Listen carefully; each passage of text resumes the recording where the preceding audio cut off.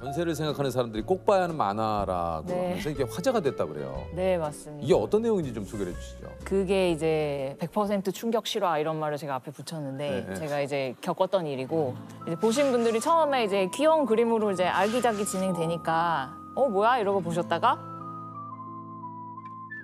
뭐야 이거 공포 영화보다 더 무서워 막 이렇게 아니면은 뭐 귀신 하나 안 나오는 남양 특집이다 뭐 이런 얘기 막 하셨거든요. 그래서 그게 어떤 일이었냐면 제가 어떤 집에 전세로 들어갔는데 한 달 만에 압류장이 날아오고 그리고 바로 경매 개시가 되고 그런 일련의 과정을 무려 3년을 제가 시달렸던. 아니 이게 보통 그 일이었습니다. 가끔 뉴스에나 뭐 이런 네, 그 맞아요. 프로그램에 네. 나오는 내용이 이런 내용이지 않습니까? 네네네. 저도 뉴스에서만 보던 일을 제가 당한 거죠. 이게 사실 내가 그 당사자가 되면 정말 이거 네, 굉장히 너무 당황스럽잖아요. 충격적이죠. 엄청나게 많이 살펴보고 들어간 집이고 등기부등본이라고 우리가 네. 부동산에서 꼭 확인하는 문서가 있잖아요. 그게 말끔했어요. 거기에 이제 아무런 이 집에는 빚도 없다.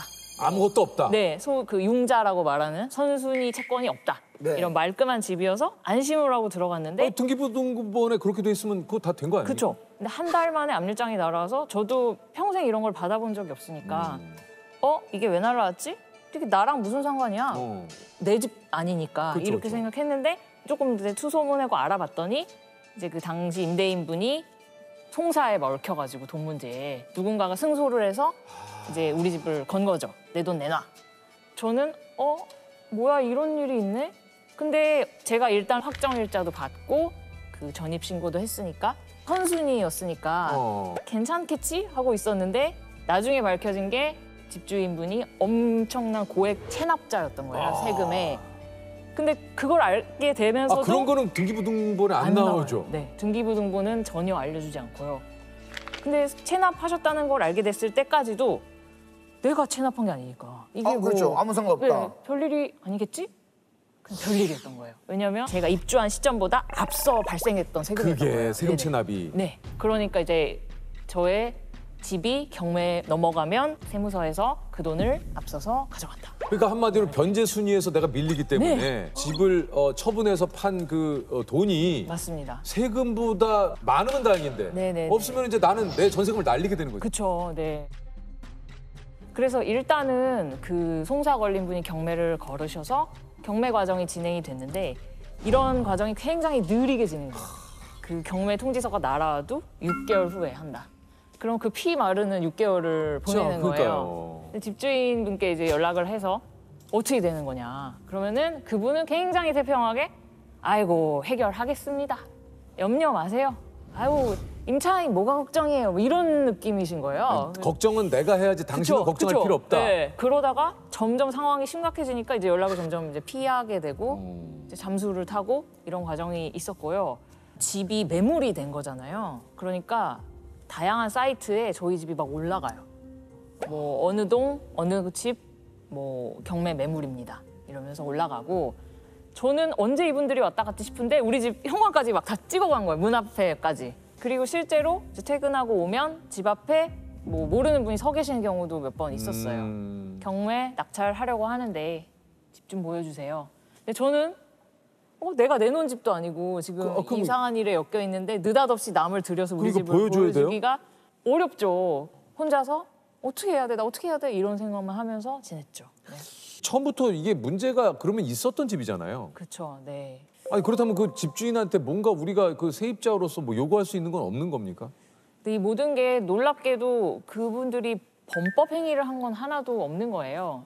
세금 체납을 물론 했지만 나라에서는 이제 체납했으니까 집을 가져갈게. 이렇게 착착착 모든 게 법의 테두리 안에 일어나는데 뭐 제가 뭐 고소를 할 수 있는 것도 아니고 뭐 고발을 아무것도 할 수 있는 게 것도 없어요. 아니고. 네. 아 이거 진짜 꼼짝없이 너무 그 집에 사는 거죠.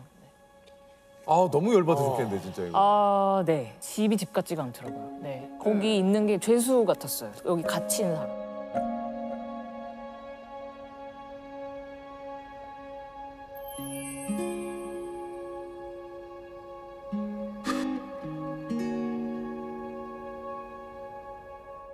그러면 이게 도대체 좀 너무 궁금한 어떻게 해결이 됐습니까? 전세금 받으셨어요?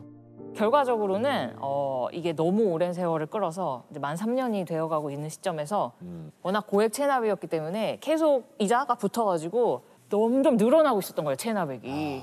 그래서 눈덩이처럼 불어나서 나중에는 이제 경매 과정은 계속 홀딩을 막 하고 있었고 나라에서 이거는 더는 못 봐준다. 세금 내! 이러면서 그걸 공매를 걸어버렸어요. 경매와 공매가 비슷하지만 다른데 경매는 이제 개인 간의 송사 때문에 너희 집 팔아서 돈 내놔 이렇게 되면 경매고 나라에서 세금이 너무 많이 체납됐는데 집 팔아서 갚아 이러면 이제 공매. 저는 그때도 너무 깜짝 놀란 게 이제는 이제 뭐 더 놀랄 일이 없을 줄 알았는데 집에 또 뭐가 날아와 있어. 그래서 보니까 공매에 넘어간다는 거예요. 이 집이 이제 공매에 넘어가는 거죠. 아니 이미 경매인데 공매에 넘어가? 또 급히 찾아봤더니 경공매 동시 진행도 가능합니다.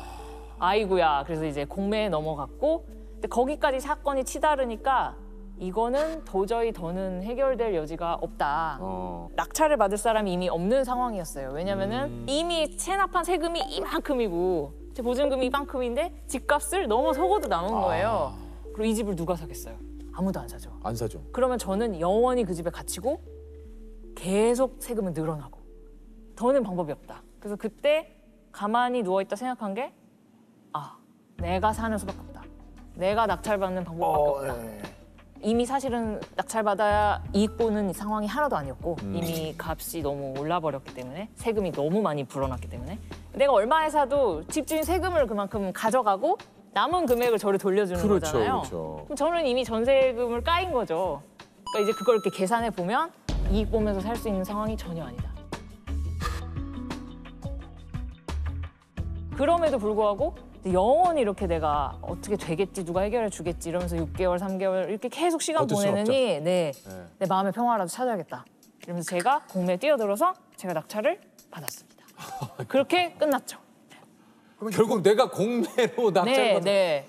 피해자가 어쩔 수 없이 나서서 더 큰 피해를 막기 위해서 떠안았다. 내가 떠안았다. 네. 그럼 그 집에 살고 계신 거예요? 그 집에 살고 있습니다. 아니 근데 그러면 그러면 이거는 어떻게 이 세금 체납을 미리 알아보려면 이거 어떻게 돼요, 이거를? 개인의 세금 체납 여부는 이제 사생활의 영역이기 때문에 그러니까요. 알아볼 수가 없죠. 타인이 알 방법이 사실상 없고요. 네. 동의를 이제 해줘야 되는데 신분증을 막 줘야 돼요. 본인의 신분증을. 근데 뭐 집주인한테 신분증 좀 주세요. 제가 그거 좀 떼어보게. 이렇게 말할 세입자는 없죠. 많지 않고 아니면 국세, 지방세, 완납 증명서를 보여주세요. 이렇게 말하는 방법이 있는데 그 얘기를 하는 순간 뭐야 이상한 사람 아니야? 그렇죠. 까탈스러워. 그치. 우리 집 들이기 싫어. 이렇게 분위기가 돼버리는 거예요. 관계를 나를 다, 의심하나? 예. 뭐 이런 생각 드니까 네. 현재로서 방법이 그런 방법밖에 없어요. 이게 뭐 거의 한 3년이라고 하는데 네. 일상생활이 괜찮으셨습니까? 진짜 사실은 박살났다고 말할 수 있는데 이런 고통이 마음 한구석에 있는데 일상이 너무 힘들죠. 너무 힘들죠. 네. 그렇죠. 그럼에도 불구하고 즐거움의 끝이 없다 이런 카피를 거기서 탄생시키죠. 내 상황이 나 지금 진짜 프로시네요. 진짜 아니 진짜 프로 이런 프로가 없으시네. 네. 그때 사실 들었던 생각은 근데 이 일이 내 약간 경제적인 어떤 부분을 흔들고 있잖아요. 경제적인 거 흔드는 것만으로도 열받는데 내 뭐 커리어, 뭐 내 마음, 내 성격, 건강 이런 것까지 해치면 진짜 빡치겠다 이런 생각이 들어가지고 그것만은 지켜야겠다 이런 생각이 들어서 마음을 지키려고 되게 노력을 많이 했어요. 운동도 막 열심히 하고 막 울면서 데드 치고 막 이랬어요 그때. 그리고 그 괴로움 울면서 대들을 쳤어요. 네. 그런 크라잉 데드다, 크라잉 데드. 네, 그랬습니다.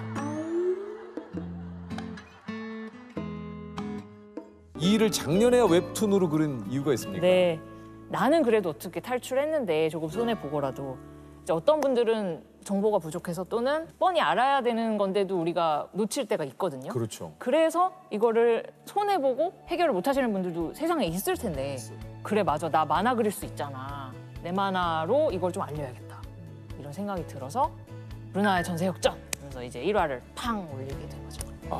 네.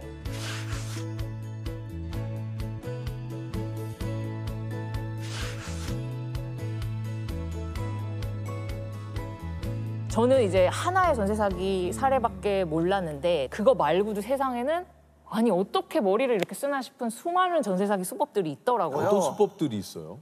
이제 가장 이제 좀 대표적이라고 할 수 있는 게 깡통 전세 이런 말 좀 요즘 들어봤어요. 많이 깡통 들어보셨죠? 전세. 예. 그게 깡통 전세가 뭘 의미하냐면 일반적으로 집값이 있으면 전세금이 한 80%선, 60%뭐 이래야지 이게 말이 되는 거잖아요. 근데 이게 뛰어넘는구나. 뛰어넘거나 같은 금액이거나 이러면 이제 집이 깡통 전세. 왜냐하면 집주인은 자본금 하나 없이 그 집을 손에 넣은 거잖아요. 이런 집 문제가 터질 확률이 굉장히 높죠. 아, 그러니까 경매에 전세금으로 집주인이 집을 산 경우는. 네네네. 나와 계약하는 사람이 이 집값 얼마예요? 그 말만 믿지 말고 내가 시장 조사를 공시지가도 찾아보고 알아봐야 되는 주변에 다른 부동산도 좀 둘러보고 어플도 막 뒤져보고 해서 이 집값이 이 사람이 말하는 게 맞나? 그 신빙성을 좀 내가 체크를 조금 해야 스스로 되는 체크를 좀 해야 돼요. 네, 그런 방법이 있고요. 이제 또 이제 법에 약간 맹점을 노린 부분이 우리가 전세로 들어가면 전입신고 확정일자라는 걸 받잖아요. 네, 그렇죠. 그러면 이제 세입자의 권리가 보장되기 시작하는데 그게 신고한 다음 날 이 길부터 그 권리가 발동이 되거든요. 제가 오늘 전세에 들어가도 내일부터 그 하루를 그 틈을 타서 대출을 받아버리는 거예요. 집담보로. 그러면 나는 분명히 등기부등본 깨끗해서 들어갔는데 용자가 생겨버렸네? 내가 후순이네? 이렇게 돼버려요. 야, 진짜 대단하다. 일이 떡 벌어지죠. 네. 이거를 그러면 이런 사기를 안 당하려면 어떻게 됩니까? 일단은 기본적으로는 등기부등본 확인하고 전입신고 확정일자. 많이들 이제 상식적으로 알고 계시는 부분. 그건 정말 무조건 해야 되는 일이고요. 계약서에 특약을 넣는 방법이 있다고 하더라고요. 예를 들면 내가 들어간 날 혹은 다음 날 뭐 일주일까지라고도 하시는 분들도 계시다고 하더라고요. 그 사이에 대출 안 받는다. 이 집을 담보로. 만약에 등기부등본에 그 사이에 대출로 인한 변화가 있을 시 계약 무효로 무효가 한다. 된다. 그런 이제 특약을 넣는 방법이 있다고 하더라고요. 이건 충분히 집주인한테 요구할 수 있잖아요. 이 말이 어려울 수도 있지만 부동산 공인중개사분께 말하면 그분은 전문가라 딱 아세요. 이거를 활용하시는 방법도 있습니다.